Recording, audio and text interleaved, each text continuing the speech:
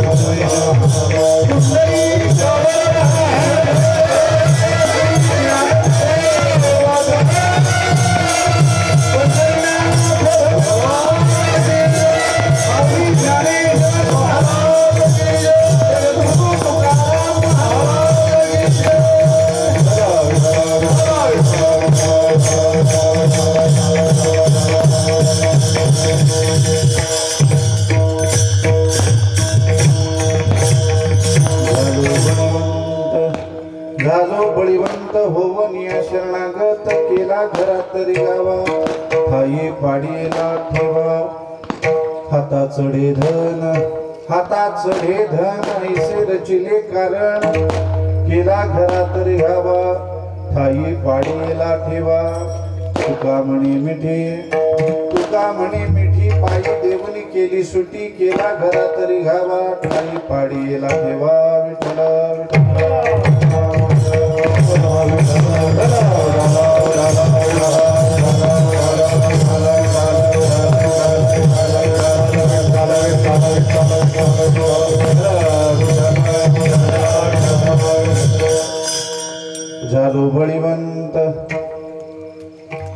झालो बळीवंत होवनिया शरणागत केला घरात गावा हाई पाडीला ठेवा सेवेसाठी घेतलेला अभंग संत श्रेष्ठ जगद्वंद जगद्गुरु श्री तुकाराम महाराज यांचा अतिशय उत्कृष्ट असा वारकरी संप्रदायामध्ये अतिशय प्रसिद्ध असणारा असा आणि स्वतःची स्थिती सांगणारा असा अभंग आहे. विठ्ठल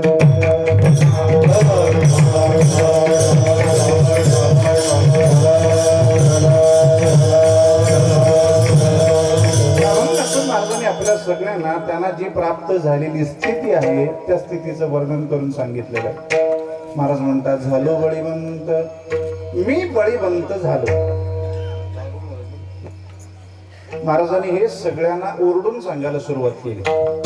कधी सांगायला सुरुवात केली? ज्यावेळी महाराजांच्या हे लक्षात आलं की माझ्यामध्ये घडलेलं स्थित्यंतर हे माझ्या जवळच्याच लोकांच्या लक्षात आलेलं नाही. माझ्या जवळच्या लोकांनी जे पाहिलं, जे त्यांना दिसलं ते त्याच्यातच अडकून आहे. माझ्या जवळच्या लोकांनी पाहिलं तुकाराम महाराजांची आधीची परिस्थिती काय होती आणि आताची परिस्थिती काय झाली. माझ्या जवळच्या लोकांनी पाहिलं माझ्या घरी महाजनकी होती, सगळ्या गोष्टींचा राबता होता, कुठल्याही गोष्टीची कमतरता नव्हती. आणि त्याच माझ्या जवळच्या लोकांनी पाहिलं आता माझ्याजवळ काही नाही.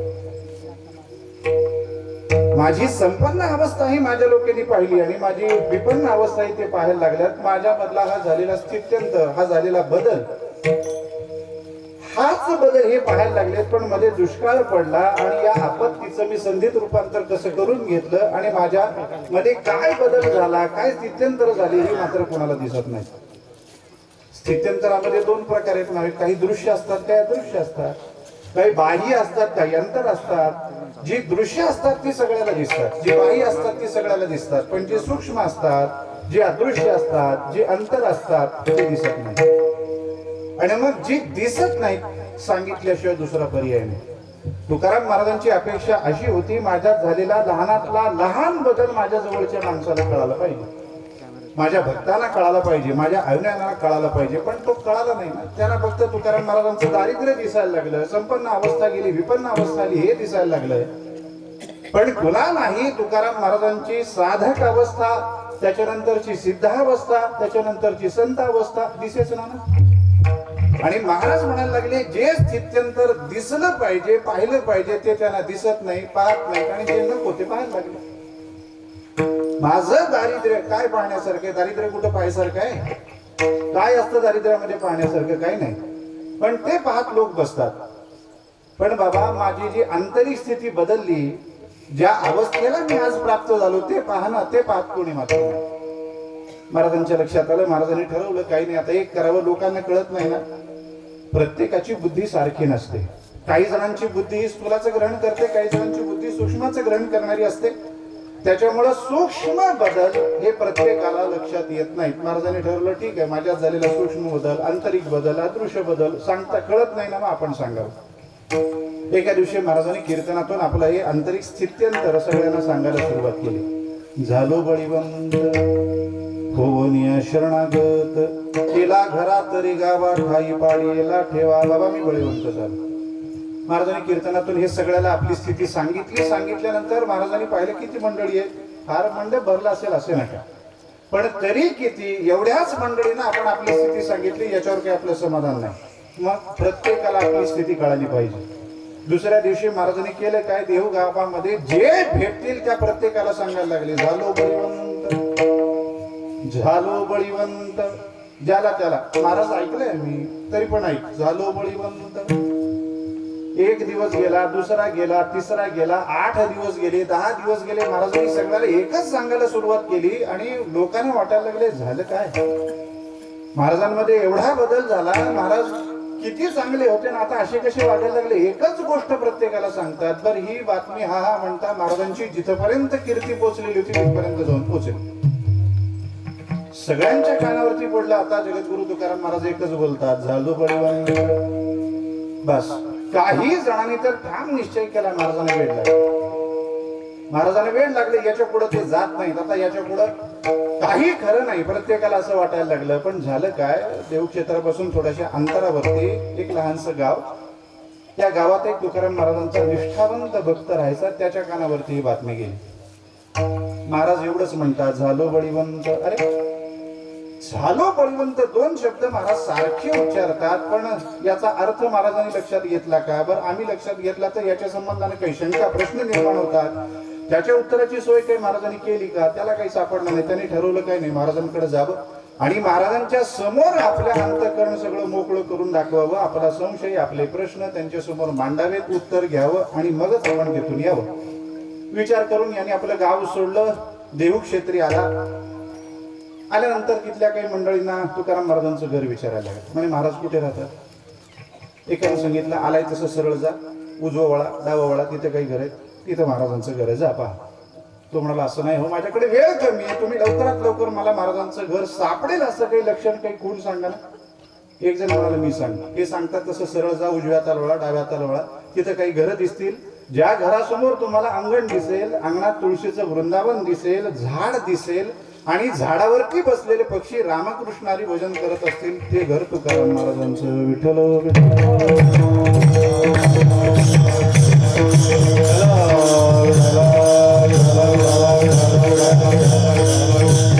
यांनी त्या लक्षण सांगणाऱ्याला अक्षरशः दंडवत ठोकला, नमस्कार केला. नाही बाबा काय लक्षण सांगितलं, एवढं बारीक लक्षण इतरांना कळत नाही, तुम्ही रोज जाता? म्हणजे रोज जाता, मला माहिती आहे हे लक्षण, म्हणून सांगितलं. त्याने नमस्कार केला, सरळ उजवं डावं करत आला. त्या भागात आल्यानंतर त्याला काही घरं अशी दिसली ज्या घरासमोर अंगण होतं पण तुळशीचं वृंदावन असतं. घर आहे, घरासमोर अंगण आहे, अंगणामध्ये तुळशीचं वृंदावन नाही, किंवा घर आहे, अंगण नसे नका पण तुळशीचं वृंदावन नाही, असं घर कोणाचं असतं? कोणाचं असतं? मला एवढं कळतं ते आपल्या लोकांचं तरी नसतं. एवढं लक्षात पुरेल, ते घर आपल्या लोकांचं तरी नाही. मी याच्या पुढे थोडस बोलतो. मी म्हणतो, ज्यांच्या घराच्या अंगणात किंवा घरामध्ये तुळशीचं वृंदावन नाही आणि ज्यांच्या गळ्यामध्ये तुळशीची माळ नाही, त्यांच्याकडे दृष्टी सुद्धा टाकू. आपली दृष्टी विटाळते. त्याच्यामुळे बोलायचं तर लांब राहिलं, पाहायचं सुद्धा नाही. पण त्या बिचाराला पाहावं लागलं, अंगण आहे, तुळशीचं वृंदावन नाही, म्हणजे हे घर आपलं नाही. पुढे गेल्यानंतर अंगण दिसलं, तुळशीचं वृंदावन दिसलं, झाड नाही. त्याच्या पुढे पाहायला लागला, सगळं दिसलं, झाड दिसलं, पक्षी नाही. शेवटी एक घर त्याला असं दिसलं, अंगणही आहे, तुळशीचं वृंदावनही आहे, झाडही आहे, पक्षी बसलेत, पण बसलेले पक्षी रामकृष्ण हरी म्हणून. रात्री कीर्तन ऐकून आले होते. कीर्तनात काय रामकृष्ण हरी विठ्ठल विठ्ठल म्हणायचं नसतं, नुसतं शांत बसायचं असतं. कितीही कीर्तनकारांनी सांगितलं, कितीही पिढ्यानी पिढ्या सांगितलं तरी श्रोत्यांनी पिढ्यानी पिढ्या एकच धर्म सांभाळायचा. कितीही म्हटलं तरी तोंड उघडायचं नाही. त्याच्यामुळे ते पक्षी काही रामकृष्ण हरी म्हणत नाही. बरं ठीक आहे. त्याला वाटायला लागलं, तुकाराम महाराजांच्या गावात आलोय, तुकाराम महाराजांच्या गल्लीत आलोय, आजकालच्या भाषेमध्ये घराच्या जवळ आलो, तुकाराम महाराजांचं घर आपल्याला सापडत नाही. काय दैव आहे आपलं. याच्यापेक्षा मनुष्य म्हणून जन्माला आलो नसतो तर बरं झालं असतं. तुकाराम महाराजांच्या संतांच्या गावात जायचं, संतांच्या जवळ जायचं, त्यांचं घरही सापडायचं नाही, त्यांची भेटही व्हायचं नाही. मनुष्य म्हणून जन्माला कशाला यायचं? काय दैव आहे आपलं, एवढे कसे आपण दुर्दैवी आहोत. मनामध्ये विचार चालू होता. 2-4 घर राहिलेले तुम्ही बघू आता. एवढ्याच्यात आपल्या भाग्यात जर तुकाराम महाराजांची भेट असेल तर होईल, नाही तर नाही. पुढचं घर पाहिलं, सगळ्या लक्षणांनी युक्त दिसलं. बसलेले पक्षी रामकृष्णारी म्हणत होते. आनंद झाला. त्यांनी घरामध्ये प्रवेश केला. प्रवेश केल्यानंतर सगळ्यात पहिल्यांदा काय केलं असेल, खालची माती उचलली कपाळाला लावली. कारण त्याला माहिती आहे हे घर तुकाराम महाराजांचं आहे आणि या अंगणातली माती सामान्य नाही. आपल्याही घरासमोर अंगण आहे, अंगणात मातीच असते. संतांच्याही घरासमोर अंगण, अंगणात मातीच असते. पण दोन्ही मातीमध्ये सामर्थ्य काय? संतांच्या अंगणातली माती, त्या मातीमध्ये एवढा सामर्थ्य आहे महाराज, त्या मातीतला एक कण जरी आपल्यावरती येऊन पडला तर आपल्या मागची जन्म मरण परंपरा नष्ट होते. संत चरण रज लागता सहज वासनीचे बीज जळूनी जाए, वासनीचे बीज जळूनी जाए, वासनीचे बीज जळूनी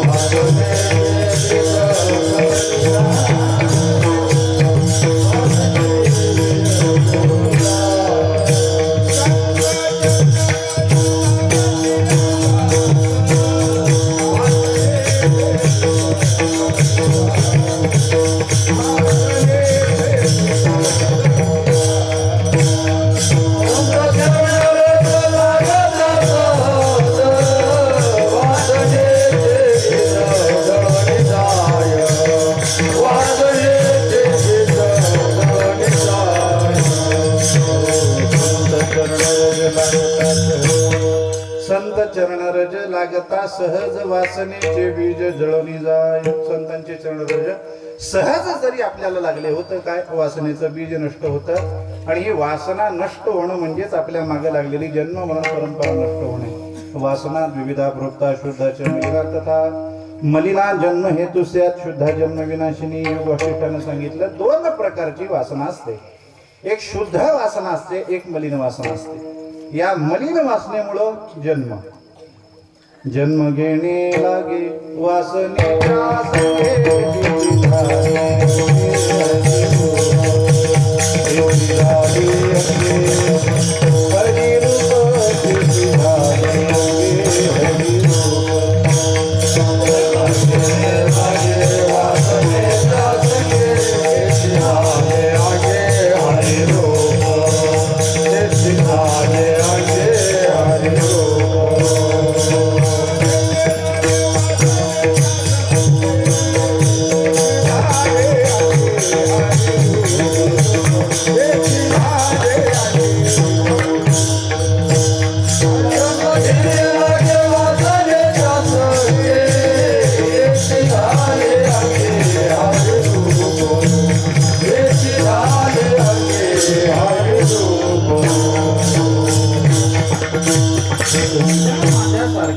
जन्म घ्यावा लागतो. त्याचं कारण वासनाच आहे का नाही?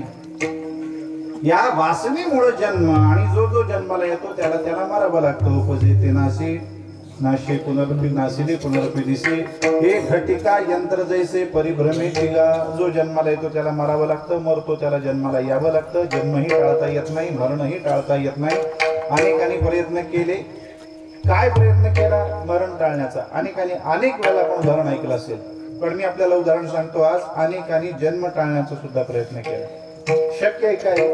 अशक्य असेल तरी सुद्धा त्यांनी शक्य करण्याचा प्रयत्न केला ना. उदाहरण सांगायचं झालं तर शुकाचार्यांचे गाणं, ब्राह्मणाचे पोर एक खेळाचे घ्यावे, ब्राह्मणाचे पोर एक खेळाचे घ्यावे, 12 वर्षे लपावेली, 12 वर्ष लपावेली, कापत कापत बाहेर आली, कापत कापत बाहेर आली, नगरीची करुणी गेले रे, नगरीची करुण गेले रे, नगरीची करुणी गेले रे, नगरीची करुण गेले रे, गेल्या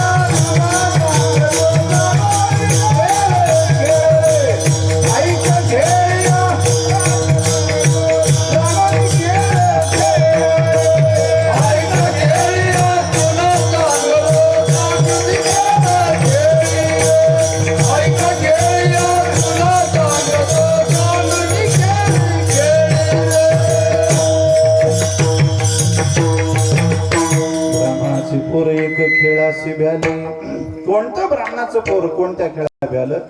व्यासपुत्र शुकाचार्य या प्रपंच रूपी संसार रूपी खेळाला ते पोर भ्यालं. काय केलं? ते 12 वर्षे लपाले रे. 12 वर्ष आईच्या गर्भामध्ये लपून राहिले. कशासाठी? जन्म टाळण्यासाठी. टाळता आला नाही. भगवंतांनी जामीन स्वीकारला आणि त्यांना जन्माला आणलंच का नाही? का बरं? जन्म टाळता येत नाही. फक्त शुकाचार्य एक उदाहरण नाही, त्यांचे आजोबा पराशर ऋषी त्यांनी हेच केलं.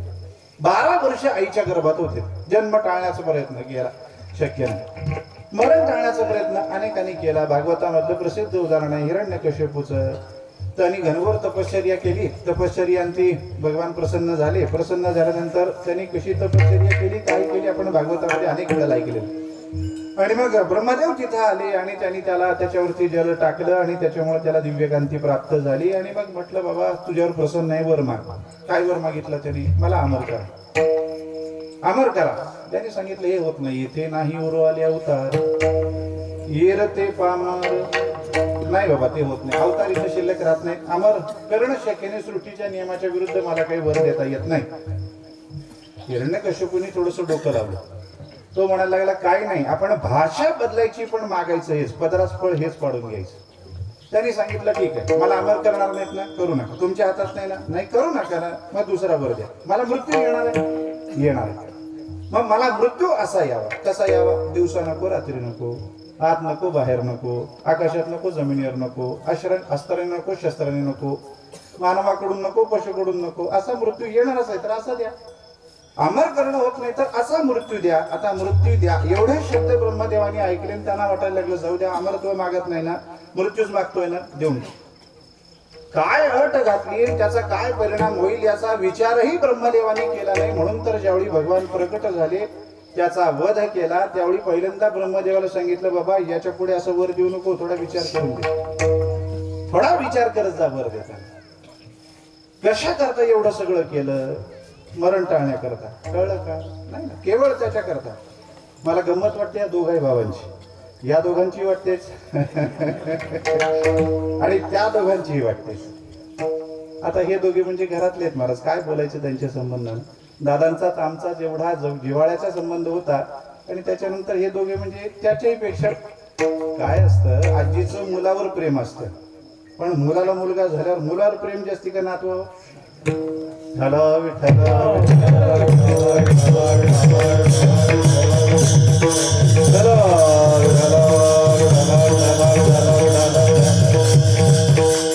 भगवंतांनी अवतार घेतला आणि वध केला.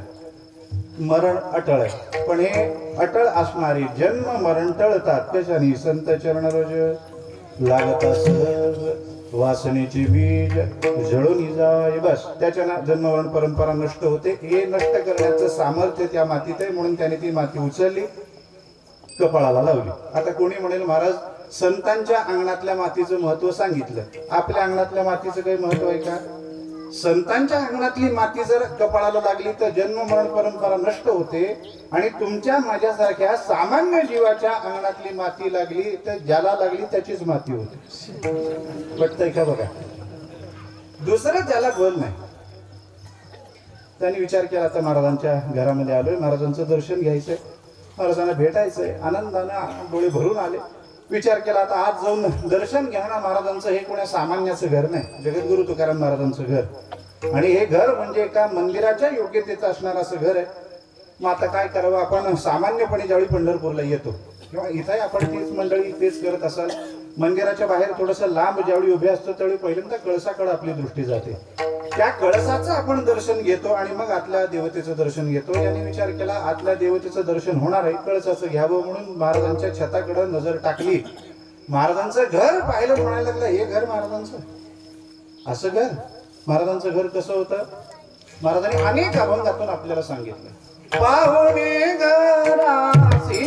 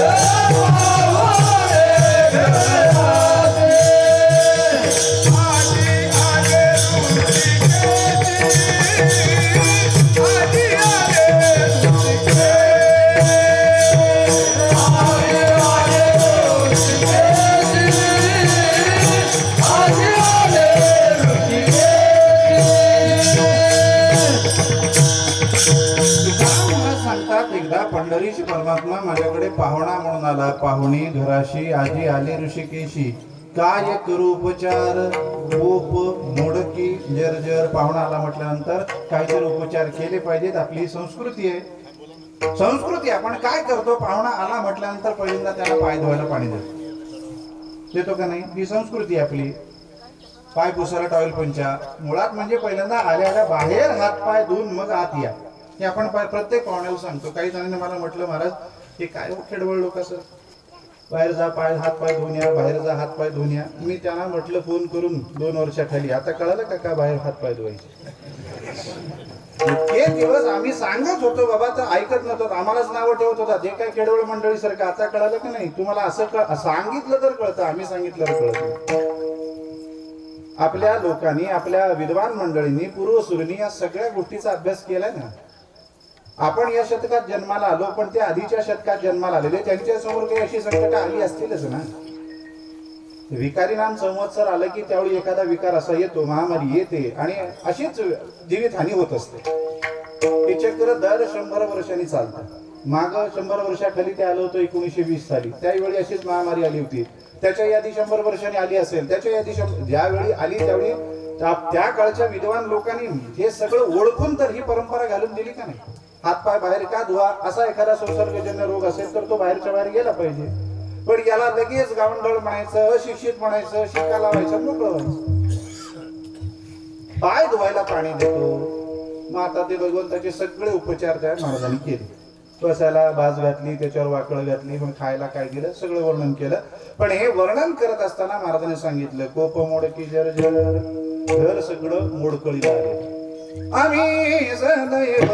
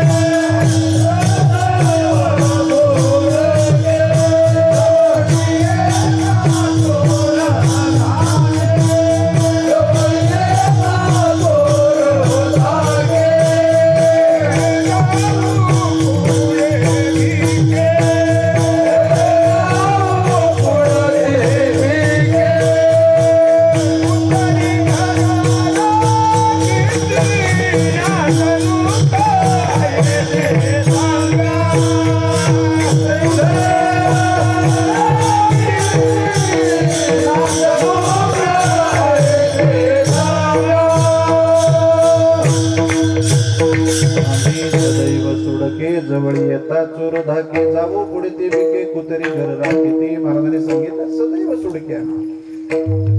महाराजांचं घर सगळं मोडकळीला आलेलं होतं. त्याने ते घर पाहिलं, म्हणायला लागला, अरे महाराजांचे अभंग घ्यायचे, खालची नाममुद्रा खोडायची, तुका म्हणे तिथलं खोडायचं, तिथं आपलं नाव घालायचं आणि मूळचे महाराजांचे अभंग आपल्या नावानं प्रसिद्ध करायचे. असे करणारे हे सालो मालो, त्यांचं घर राजाच्या राजवाड्यात.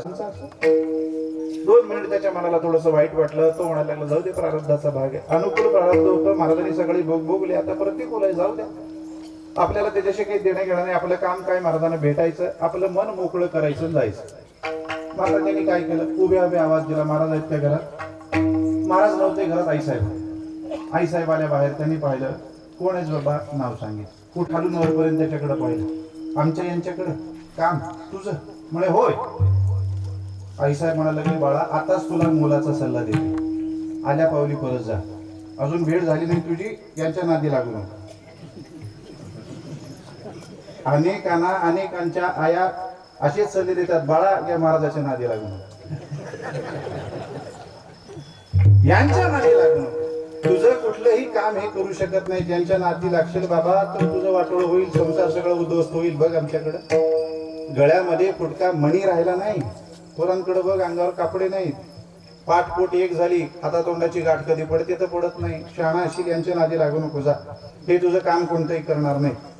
त्यांनी आईसाहेबाला हात जोडून विनंती करून सांगितलं, आईसाहेब पण या जगात माझं काम कोण करू शकत असेल तर एक तुकाराम महाराज, त्यांच्याशिवाय दुसरं कोणी नाही. आईसाहेब म्हणाले, असं होय, बरं झालं. आमचं एक येडं होतं, त्या येड्याला दुसरं येडं भेटलं. काय होईल आता काय माहिती. जगद्गुरु तुकाराम महाराजांना त्यांची बायको वेड म्हणते.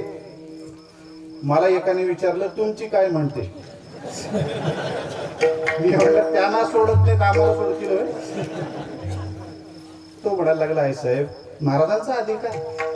तुकिता तुलनीस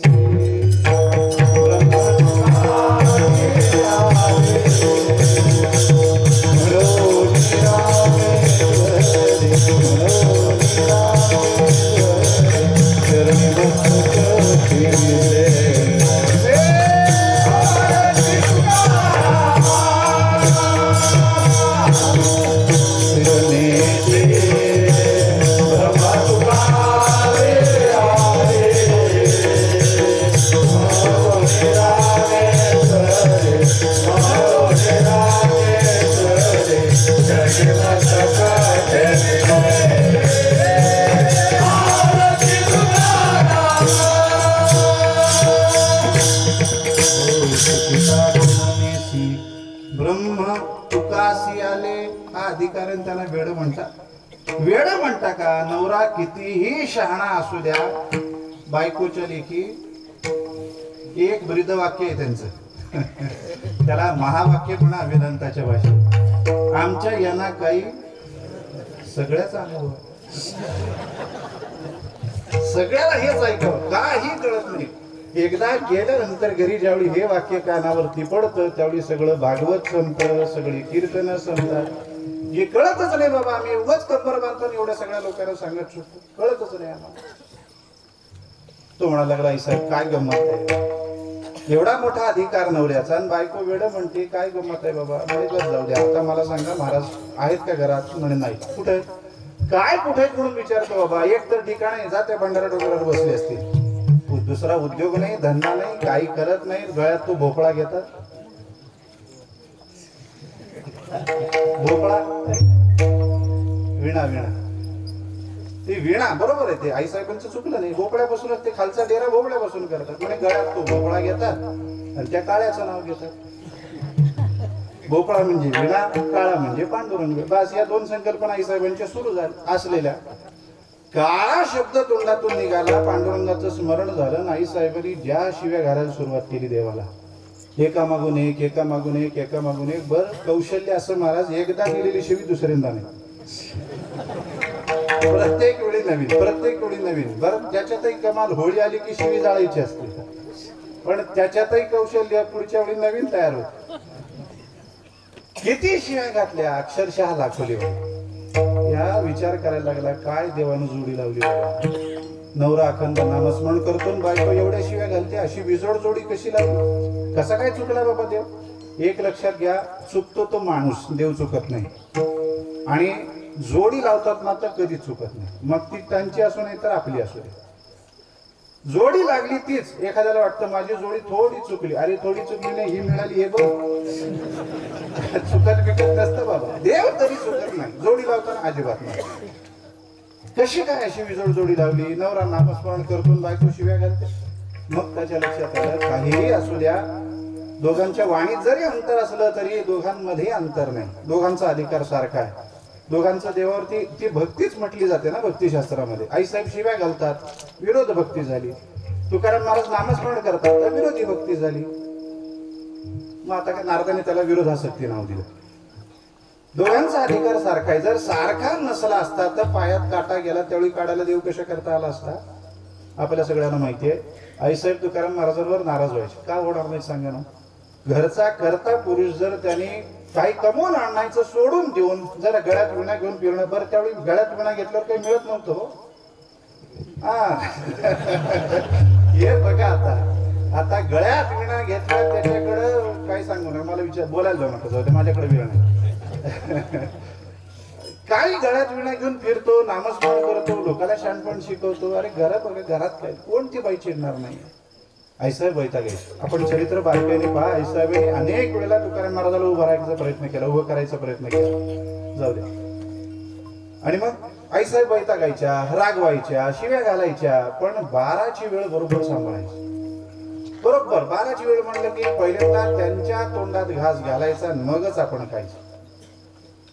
एका दिवशी तुकाराम महाराज बसलेले असताना डोंगरावरती आईसाहेब त्यांच्याकरता घेऊन जातो. त्यांना डोक्यावरती ते टोपलं होतं भाकरीचं, हातामध्ये पाण्याचं भांड होतं, पायात काही नव्हतं, चढत होत्या. आता पायात काही न घालता चालणं किती कठीण असतं ते येताना कळालं मला. येताना कळालं. मी सोबत होते, त्यांना म्हटलं बाबा ही उशिरा आल्याची शिक्षा आहे मला. वाळवंटात चालणं सोपं नाही. आणि त्या काळात तर ते होतच तसं महाराज, सहज चालणं नव्हतं, फार कठीण असतं. आईसाहेब चालायचे. वर चढत गेल्या डोंगर, मध्यभागी गेल्यानंतर पायात काटा टोचला. अवस्था काय आईसाहेबांची बघा.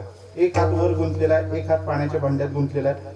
कुठल्या तरी पायाला काटा टोचला, आपण उजवा पाय धरू, कारण कुठल्या टोचला बघायला मी नव्हतो तू मी नव्हता, त्याच्यामुळे उजव्या पायाला टोचला आपण गृहीत धरू. त्यांनी ज्या पायाला काटा टोचला तो पाय असा हवेत आधंतरी धरला.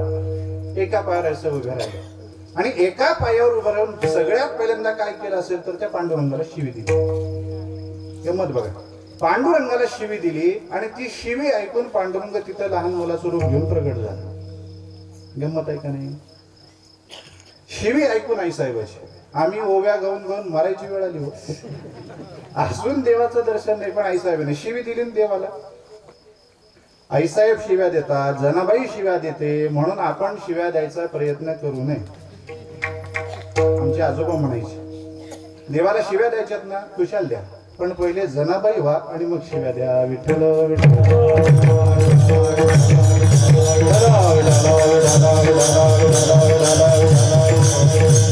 शिव्या द्यायचे देवाला द्या, आपण पहिल्यांदा जनाबाई सारखी भक्ती करा, त्या अधिकारावरती आरूढ व्हा आणि मग शिव्या. आईसाहेबांनी शिवी दिली. पांडुरंग परमात्मा लहान मुलाचं गोळ्याच्या स्वरूप घेऊन तिथं आला. त्याने आदंतरी हवेत असलेला पाय धरला, पायातला काटा काढून टाकला. आईसाहेबाला एवढा आनंद झाला. आईसाहेबांनी डोक्यावरचं खाली ठेवलं, हातातलं खाली ठेवलं, मांडी हरून बसल्या. त्या बाळाला मांडीवर घेतलं, म्हणायला लागले बाळा अरे कोण आहेस तू, कुठला आहेस, काय जादू आहे तुझ्या हातात? तुझा हात लागल्या लागल्या पायाच्या वेदना कुठल्या कुठे शांत झाल्या बाबा, आणि तू काटा तर कधी काढलास कळाला सुद्धा नाही. आता आईसाहेबाला कोणी सांगायचं, हा बाबा मोठमोठ्यांचे काटे असेच अलगदपणे काढत. हा कुठं धनुष्यबाण जाईल, कुठं घड्याळ जाईल सांगता येत.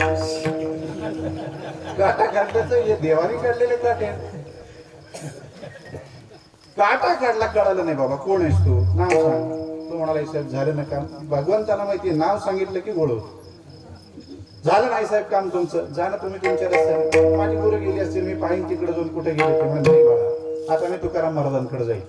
तुकाराम महाराज म्हणाला, तुकाराम महाराजाला सांगेल पायात काटा पडला, लहान मुलांनी काढला. मग ते विचारतील कोण होता, कुठला होता, काहीतरी मला सांगता आलं पाहिजे. तुझं गाव कोणतं सांग. हा गाव सांगतो म्हणे. कोणतं गाव? भीमातीरी एक भीमेच्या तीरावरती एक नगर वसलेलं आहे. एवढा ऐकल्याबरोबर आईसाहेबांनी तिरकी नजर करून त्याच्याकडे पाहिलं. पंढरपूर? पंढरपूरचा आहेस का? बरं बघा हो, वाक्य बघू नका. पंढरपूरचा आहेस का? देवाने हात जोडले म्हणे, अहो भीमेच्या तीरावर एक पंढरपूरच आहे काय? अनेक आहेत. पंढरपूरचा नाही मी. मी पंढरपूरचा नाही. मग नाव काय तुझं? आता नाव सांगितल्यावर गोंधळ होणार माहिती, तरी भगवंताने सांगितलंय बघा आई साहेब माझं नाव कमी ठेवलं का? आई वडिलांनी ठेवलं, पाण्यात घातलं, नाव ठेवलं, ते नाव माझं म्हणून सांगतोय माझं नाही. अरे बाबा, ते प्रस्तावना करू नको, तुझं नाव काय सांग. त्यांनी सांगितलं माझं नाव विठ्या. ऐकल्या आईस्वामीने एवढ्या जोरात झटका दिला त्याला, म्हणे हात मेल्या तोच आहेस. पायात काटा मोडला, काढायला देव येतो, अधिकार सामान्य आहे नाही. त्याचं काम झालं, पत्ता मिळाला. तुकाराम महाराज कुठे आहेत? भंडारा डोंगरावर. नमस्कार केला, वाट धरली, भंडारा डोंगरावर आला, महाराजांकडे पाहिलं, महाराज बसलेले होते, अक्षरशः दंडवत ठोकला. श्री संताची माथा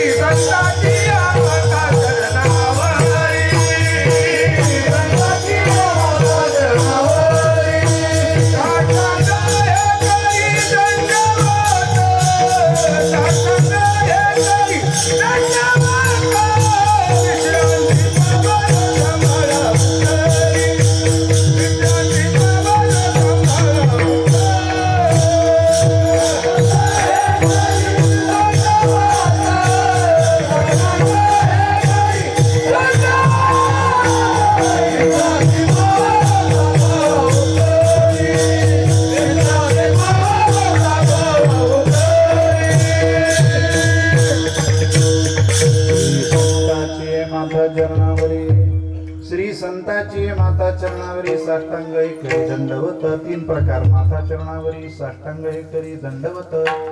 दंडवत दंडापुरी मागेवरी नुरावी. दंडवत म्हणजे दंडवत, दंड म्हणजे काठी, वत म्हणजे सारखं.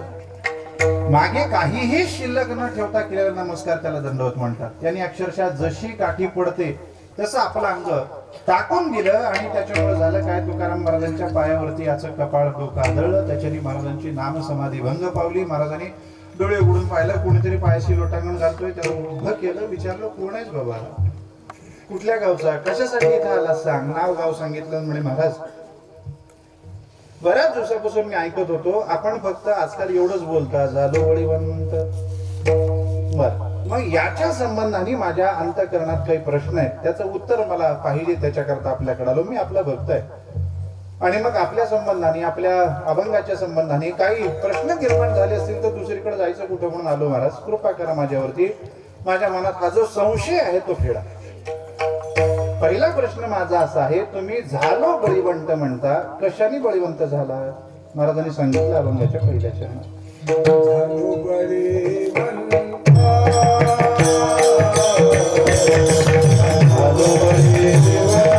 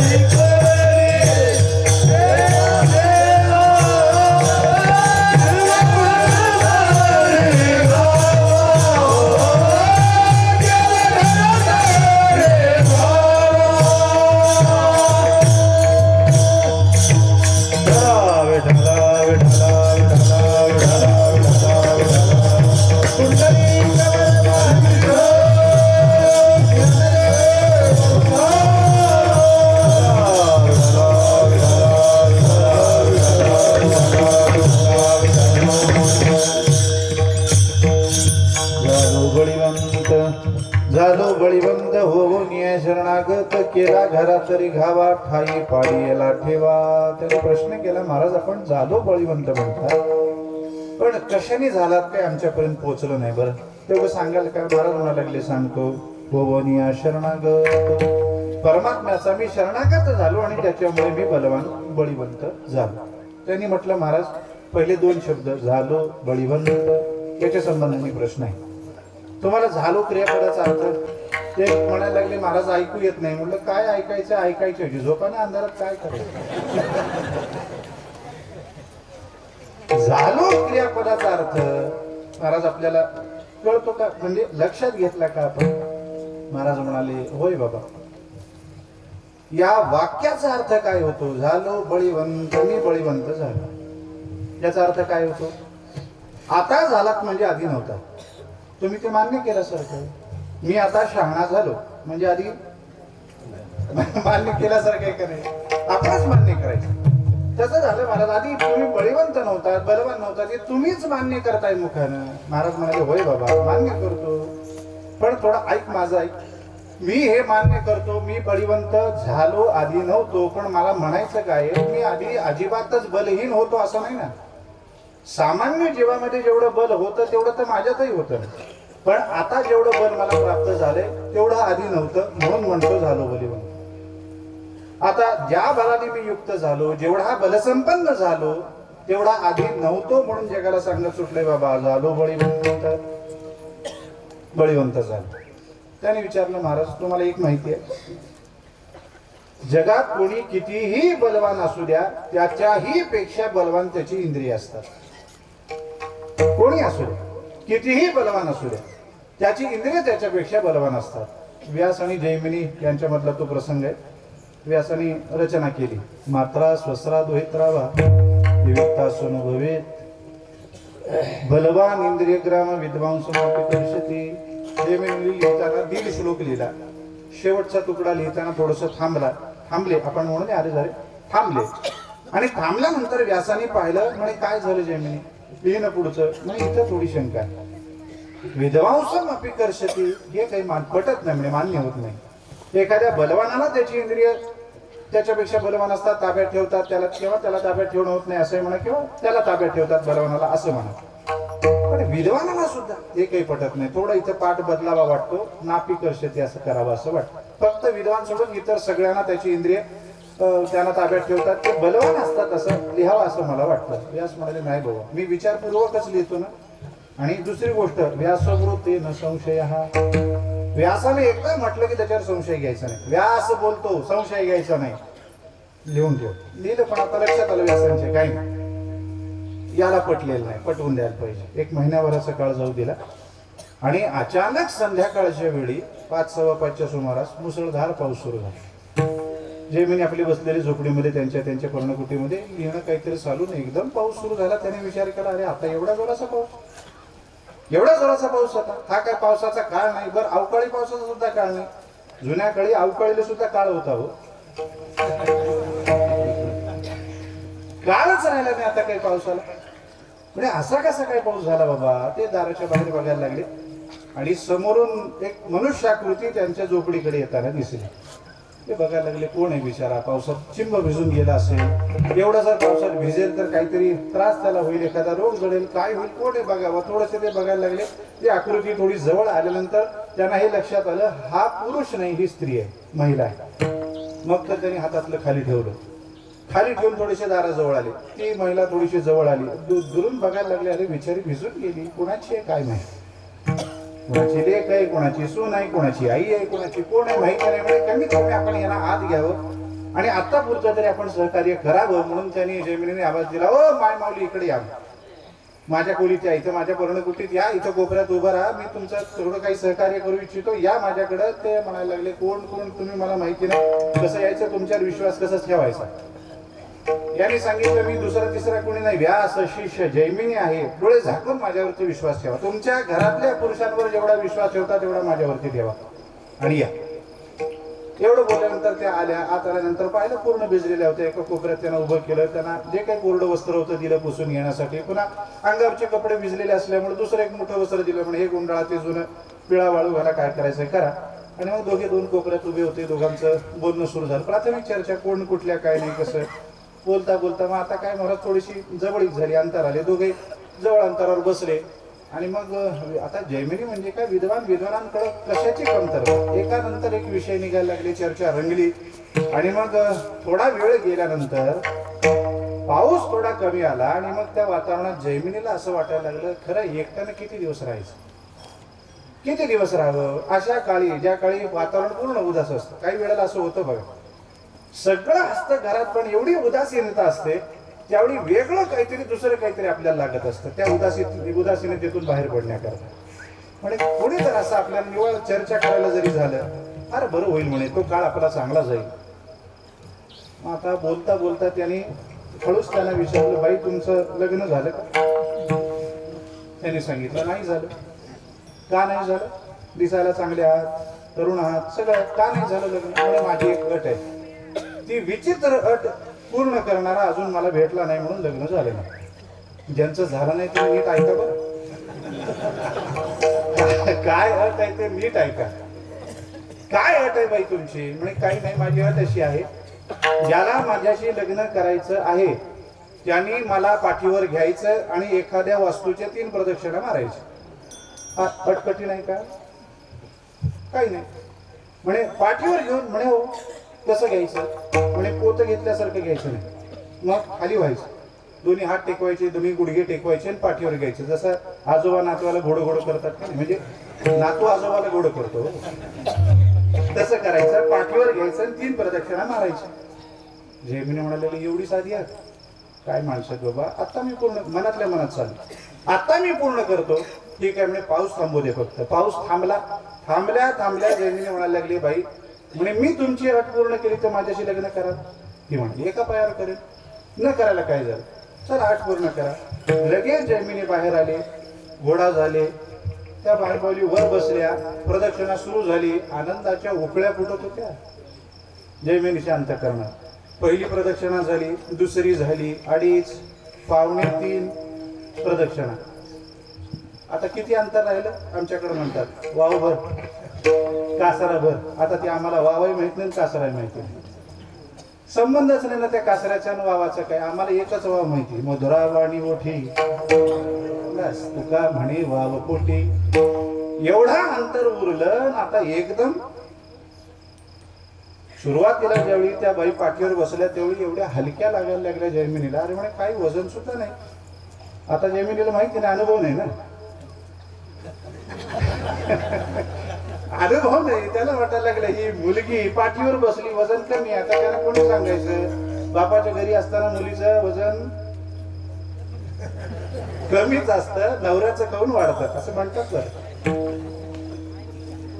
त्याच्यामुळे वजन कमी. पण ती झालं, आता 3री प्रदक्षिणा पूर्ण होणार, थोडं अंतर राहिलं, तेवढ्यात एकदम वजन वाढलं.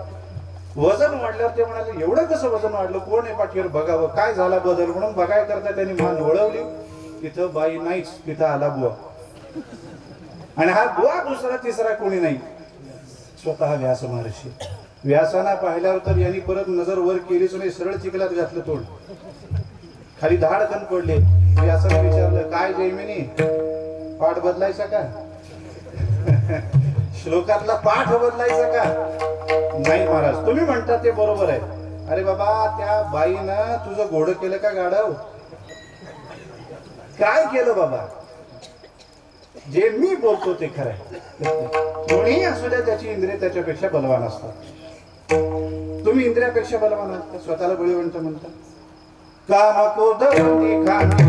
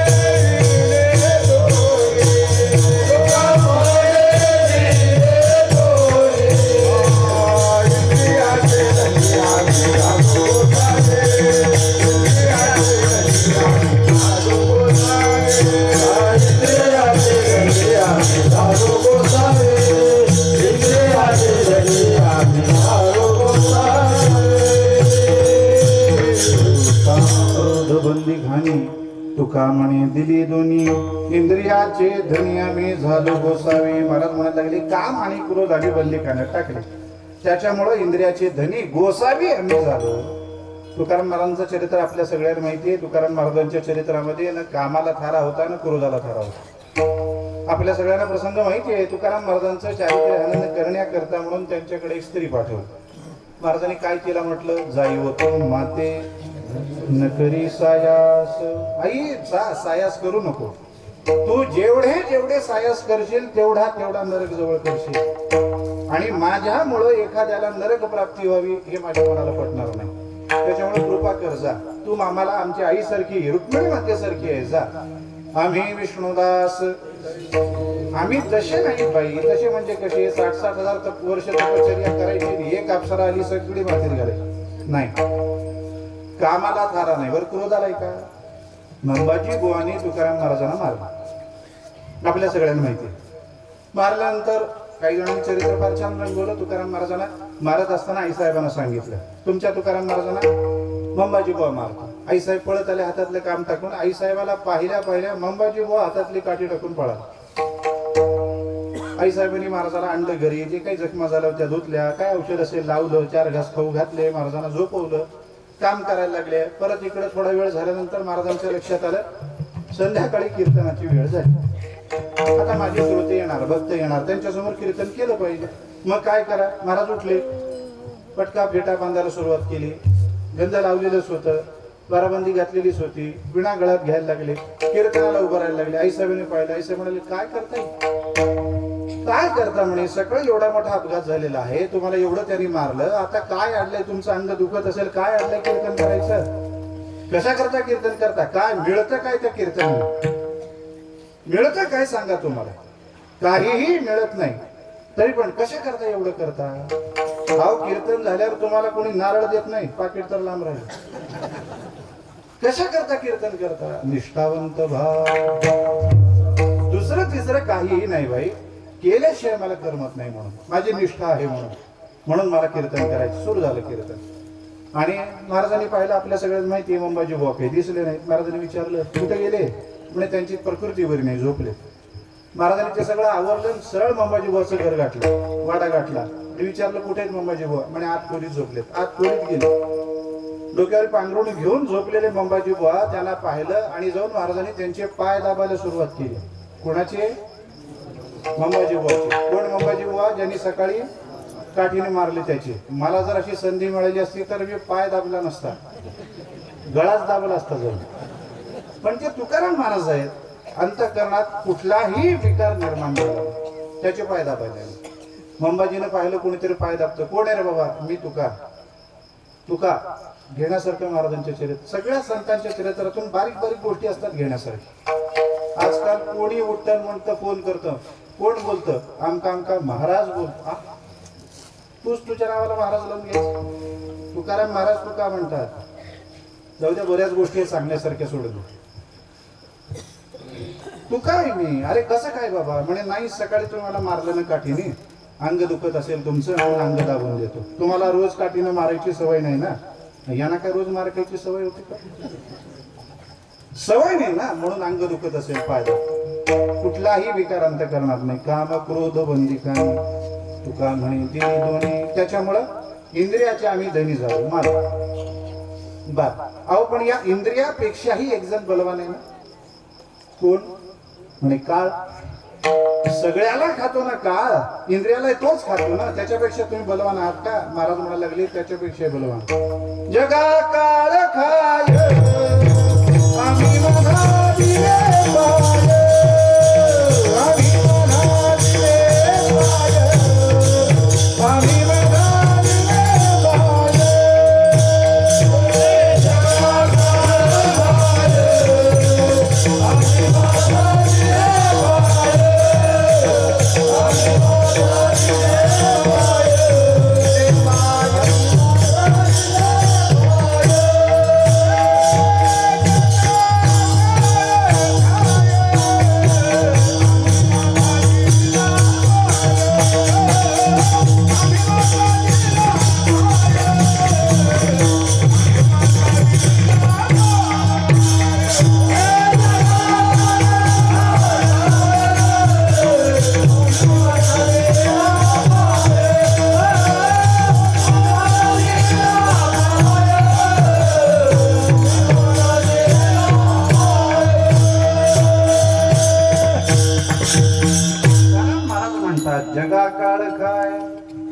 अरे काळ जगाला खातो बाबा, जगाला खातो, पण आम्ही माथा दिले पाय, दोन पाठ आहेत, दिला पाय दिले पाय, दिले पाय.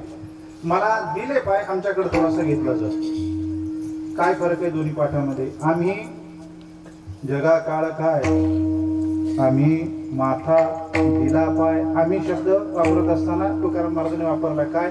आम्ही जगाच्या माथ्यावर, काळाच्या माथ्यावरती पाय दिला. तिथं आम्ही शब्द कसा घ्यायचा? आम्ही शब्द आदरार्थी एक वचन घ्या आणि मग पुढे काळ असा शब्द घ्या. किंवा आम्ही माथा दिले पाय, दिला म्हटलं तर आदरार्थी एक वचन आम्ही, आणि दिले म्हटलं तर अनेक वचने.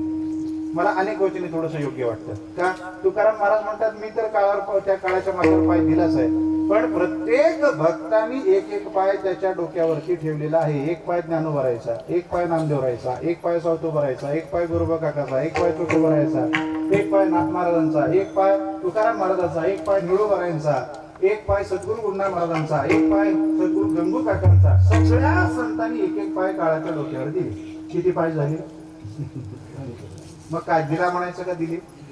आम्ही माथा दिले पाय, आम्ही पाय दिले, सगळ्यांनी पाय दिले. आपण भागवत ऐकलं, भागवतामध्ये ज्यावेळी ध्रुव निघाले त्याला घेऊन जायला विमान आलं. विमान आलं त्यावेळी ते विमानात चढणार इतक्यात काळ आला, तो नतमस्तक झाला, मान खाली घातली, त्याच्या डोक्यावरती पाय ठेवून ध्रुव गेले. ध्रुवच नाही, आमचे प्रत्येक संत महात्मे तशीच गेले. म्हणून महाराज म्हणतात जगाला काळ खात असेल बाबा, पण आम्ही त्याच्या माथ्यावरती पाय देऊन जातो. त्याच्यामुळे त्याच्यापेक्षा आम्ही बलवान, ठीक आहे, पण या काळापेक्षा एक जण बलवान आहे ना. कोण? तो देव. त्या देवापेक्षा तुम्ही बलवान आहात. महाराज म्हणायला लागले होय तुका म्हणे आम्ही देवाहुनी बळी राहिलो निराळी ठेवणी. देवापेक्षाही आम्ही बलवान आहोत बाबा. आम्ही स्वतःला देवापेक्षाही बलवान म्हणतो. का बरं? कारण देवाच्या ठिकाणी जे दोष आहेत ते आमच्या ठिकाणी नाही, म्हणून आम्ही त्याच्यापेक्षा बलवान झालो. खरं तर परमात्मा सगळ्यात बलवान आहे की नाही? बळिया माझा पंढरीराव, जो या देवांचाही देव, सगळ्या देवांचा देव असणारा परमात्मा सगळ्यात मोठा बलवान आहे. पण आम्ही त्या बलवानाचे अंकित झालो, बळियाचे अंकित आम्ही झालो, बळीवंत. अंकित झालो म्हणजे काय केलं? म्हणजे आम्ही त्यांची शरणागती स्वीकारली. हो निया शरणागत, मी शरणागत झालो, बळीवंत झालो. तो म्हणायला लागला महाराज आणखीन एक प्रश्न आहे. काय? एखाद्याच्या अंगात बल नसतं आणि त्याच्यात जर समजा बल आलं तर काय होतं? एकदम बलाचा संचार झाल्यानंतर त्याची बुद्धी विकृत होते. बलाचा अनाठाई वापर तो सुरू करतो. पहा ना, एखादा मुलगा हळूहळू त्याचं बल वाढायला लागलं, त्याच्यात त्याने कसरत केली, अंगात आणखीन बल कमावलं, आणि मग तो जर बल कमावलेला जर रस्त्याने फिरायला लागला, कुणाकडे तरी नीट पाहतो का? कुणाशी तरी नीट बोलतो का? नाही. बुद्धी विकृत होऊन जाते. म्हणजे तुमच्याच बलाचा संचार झाला, बुद्धी विकृत झाली का तशाला तशी राहिली. काय केलं तुम्ही सांगा? महाराज म्हणाले काही केलं नाही. केला घरात तरी घावा, घरात तरी घावा केला म्हणजे घरात शिरलो. तो म्हणाला बरोबर आहे महाराज, मला हेच अपेक्षित होतं. बल संचार अंगात झाल्यानंतर लोकांच्या घरात बळजबरी घुसणं, त्यांच्या घरातलं घेऊन येणं, हेच करणं अपेक्षित आहे. तुम्ही तेच केलं. महाराज म्हणाले नाही रे वेड्या, मी इतरांच्या घरात घुसलो नाही. मग ज्याच्या जोरावरती मी बलवान झालो, ज्याची शरणागती स्वीकारून बलवान झालो, त्याच्याच घरात घुसलो ना. काय केलं महाराज? त्याच्याच घरात घुसून, त्याच परमात्म्याच्या घरात घुसून काय केलं? ठाई पाडलेला देवा. तुकाराम महाराज म्हणायला लागले मी भगवंताचा अभ्यास केला आणि हे पाहिलं भगवान काय करतो. जो भक्त जवळ येईल त्याला बरोबरच देऊन टाकतो, बरोबरच देतो. पण मुख्य जो ठेवा आहे तो त्यांनी आत लपवून ठेवलेला आहे, तो कुणाला दिसू देत नाही. माझ्या हे लक्षात आलं. मी ठरवलं हा असं देणार नाही, आपल्याला घरात घुसावं लागेल, त्याच्याकरता बलवान व्हावं लागेल. मग बलवान झाल्यानंतर त्याच्या घरात घुसावं लागेल आणि घरात घुसून तो पहिल्यांदा ठेवा कुठं ठेवला हे ठाई पाडावं लागेल. ठाई पाडावं म्हणजे जाणून घ्यावं लागेल. जसं भगवंतानी गोकुळामध्ये चोऱ्या केल्या.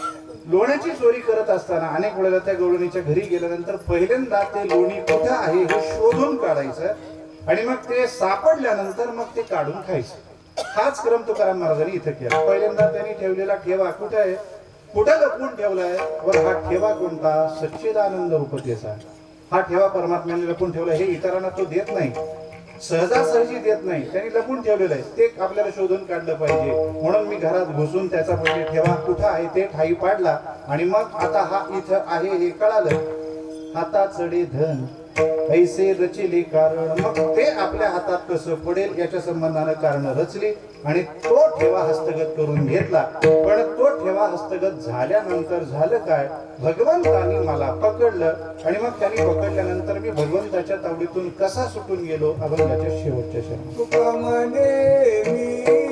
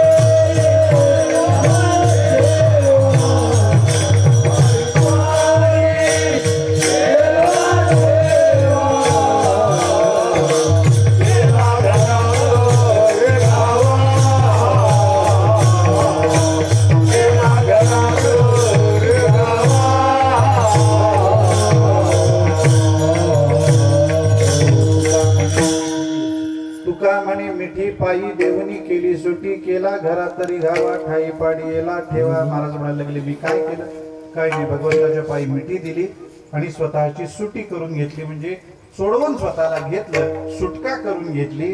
कशातून केली, महाराज म्हणायला लागले या सगळ्यातून स्वतःची सुटका करून घेतली. पहिल्यांदा तो ठेवा ठाई पाडला, तो हस्तगत केला, भगवंताच्या चरणाला मिठी दिली म्हणजे परमात्म्याशी ऐक्य पावलो आणि मग या सगळ्यातून मी स्वतःला सोडवून घेतलं. हे कशाच्या जोरावर, होवनिया शरणागत, केवळ भगवंताची शरणागती स्वीकारली आणि हे सगळं मी प्राप्त करून घेतलं. मग आता हे प्राप्त करून घेतलेलं जगाला सांगितल्याशिवाय कळणार नाही, म्हणून महाराजांनी आपल्या समोर ते सगळं या अभंगातून मांडलं. यथामती झालेली सेवा पंढरीची परमात्म्याच्या चरणी, माऊली ज्ञानोबा तुकोबऱ्यांच्या चरणी, सद्गुरू गुंडा महाराजांच्या, वैकुंठवासी महाराजांच्या, सद्गुरू गंगू काकांच्या चरणी अर्पण करतो. अतिशय प्रेमानं, निष्ठेनं, श्रद्धेनं, जोमानं आपण इथं हा सत्कार करता. अनेक वर्षापासून माझ्या कानावरही येत होतं, कारण वैकुंठवासी दादा असताना आमची ज्यावेळी चर्चा चालायची त्यावेळी या सप्ताहाविषयी बऱ्याच वेळेला महाराजांनी दादाने आठवणी सांगितल्या होत्या. आमचे मोठे बंधू सुद्धा इथे येऊन सेवा करून गेलेले आहेत, त्याच्यामुळे त्यांनी काही आठवणी सांगितलेल्या होत्या. पण दादानी एकदा बोलून दाखवलेलं होतं, महाराज एकदा या. आता ते एकदा एवढा उशिरा येईल एवढं वाटलं नव्हतं. ते असताना जर येणं झालं असतं तर आनंद वेगळा असला असता. असू द्या, देर आहे दुरुस्त आहे म्हणायचं. आलो, भगवंताच्या कृपेने इथेपर्यंत येणं झालं. संतांच्या सद्गुरूंच्या कृपेनं काही विचार आपल्या समोर मांडण्याची संधी मला मिळाली. इथं आल्यानंतर हे मंदिर पाहिलं, खरंच अलौकिक मंदिर आहे. मंदिर पाहिल्यानंतर, त्याची रचना पाहिल्यानंतर एक मनाला वेगळं समाधान झालं, आनंद झाला. मी तर म्हणतो प्रवासानं जेवढा थकवा होता ना तेवढा सगळा थकवा दूर झाला. कारण इथे येणं सोपं नाही महाराज. 350-400 किलोमीटर अंतरावर यायचं आणि इथं आल्यानंतर तसाच जर थकवा राहिला असता तर एवढी सुंदर सेवा माझ्यानी झाली नसती. पण एकदा दर्शन पांडुरंगाचं झालं, पायावरती डोकं टेकवलं, हे मंदिर पाहिलं, आनंद झाला. आता ही मंदिर निर्माण केलं, निर्माण कोणाच्या कल्पनेतून झालं हेही आपल्या सगळ्याला माहिती आहे. गंगू काकाचे अनन्य उपासक, शिरवळकर फळाचे शिष्य, एकनिष्ठ शिष्य, गुरुजींच्या या संकल्पनेतून हे सगळं उभं असलेलं आणि त्यांच्यावर आपण सगळी प्रेम करणारी ही मंडळी, त्यांच्यामुळं हा कार्यक्रम असा अभूतपूर्व होत असतो.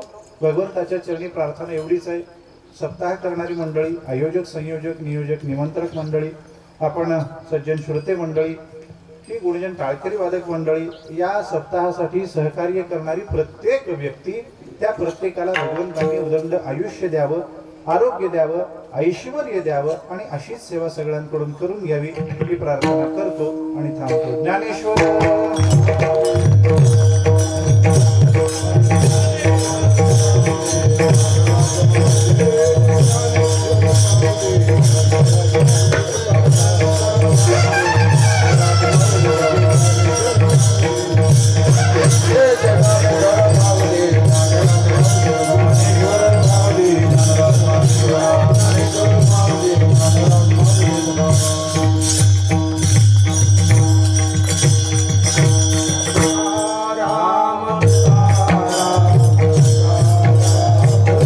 खाली बसा.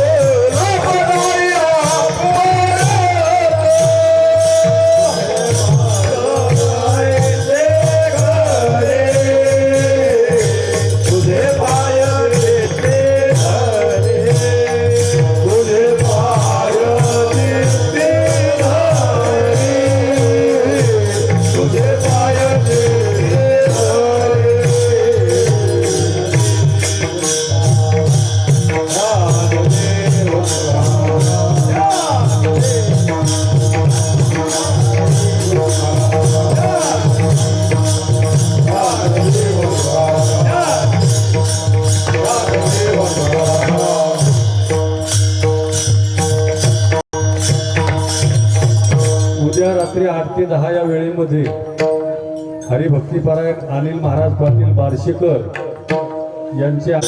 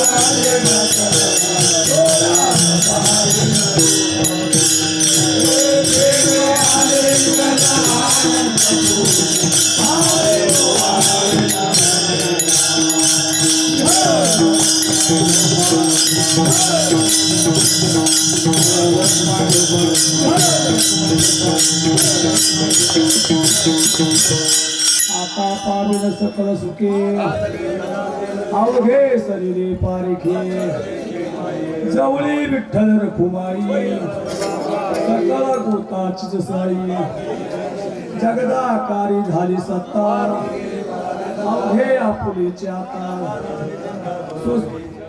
वावरेच्या सवे घरी तैसे आपण करी सोसिला होता सासुरवास बहुत स्त्रीला सोसा करती कौतुक लारे माय बाप उत्तरे गोडे विठ्ठल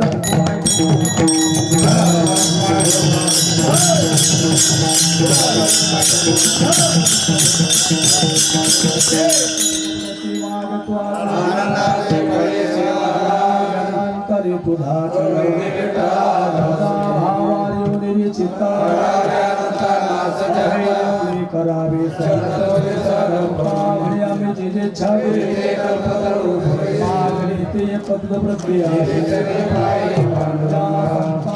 हेची मदत